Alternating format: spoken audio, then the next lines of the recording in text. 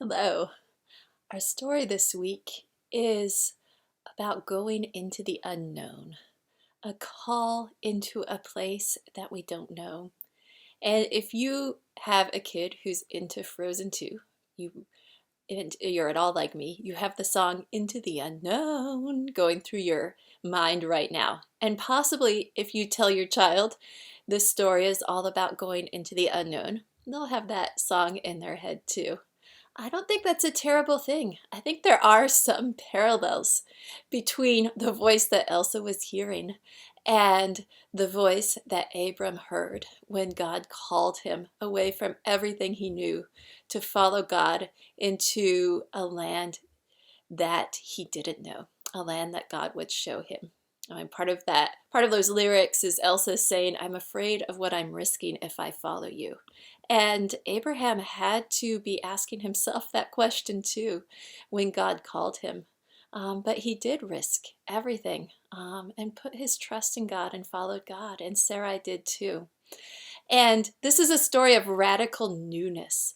And I want you to contrast this story with the story from last week of Adam and Eve, the first couple who chose not to trust the limits that God had given them and the guidelines God had given them. And because of their choice not to trust and obey, they were forced to leave the place where God had put them and to go live in a world that was under a curse because of their own actions and their own choices.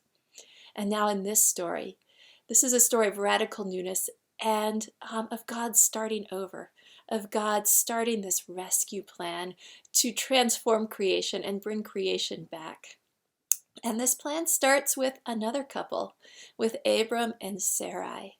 And different from Adam and Eve, this couple chooses to trust and obey God's call to leave, to go into a new land.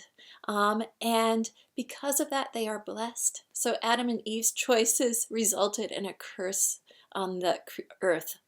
And Abram and Sarai's choices result in the blessing of all families of the world. And I think that's a very deliberate contrast by the writers of Genesis to show those two stories in parallel.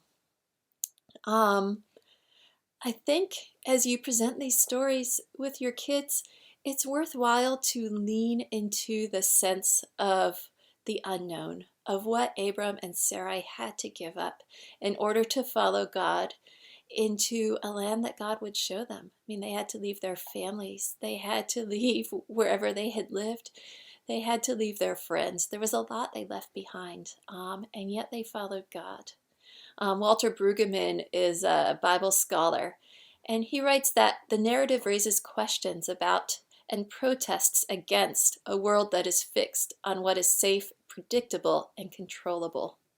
The speech of God to this barren family is a call to abandonment, renunciation, and relinquishment. It is a call for a dangerous departure from the presumed world of norms and security. The command is terse and peremptory, asking Abraham and Sarah to go with closed eyes until, having renounced their country, they shall have given themselves wholly to God. The purpose of the call is to fashion an alternative community in creation gone awry, to embody in human history the power of the blessing.